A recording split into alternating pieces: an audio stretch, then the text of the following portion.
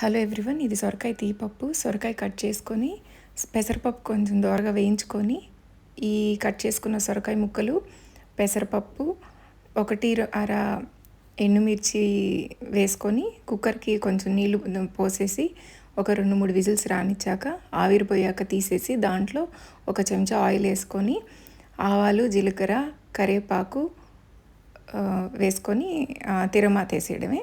ఉంటే కొత్తిమీర, ఉప్పు కలుపుకోవడమే. ఈ ఎండలకి కడుపుకి చాలా చల్లగా ఉంటుంది. పెసరపప్పు చల్లగా ఉంటుంది, సొరకాయ చల్లగా ఉంటుంది. ఇంక ఇది కాలీఫ్లవర్ ఫ్రై. బాగా పువ్వునంతా విడదీసుకొని సన్నగా బాగా కడిగి, దీంట్లో బాగా పురుగు ఉంటాయి కాబట్టి దాన్ని కొంచెం వేడి నీళ్ళల్లో బాగా ఒక 3-4 మినిట్స్ ఉడకబెట్టి ఆ తర్వాత తిరగమాత వేసుకోవడమే. అర చెంచా ఆయిల్ వేసుకొని ఆవాలు, జీలకర్ర, కరివేపాకు, పచ్చిమిర్చి, మనకు కావాలనుకుంటే ఆనియన్స్ యాడ్ చేసుకోవచ్చు, లేకపోయినా బాగుంటుంది. ఈ రెండు నేను ఒక 20 మినిట్స్లో చేసేసాను. Thank you for watching.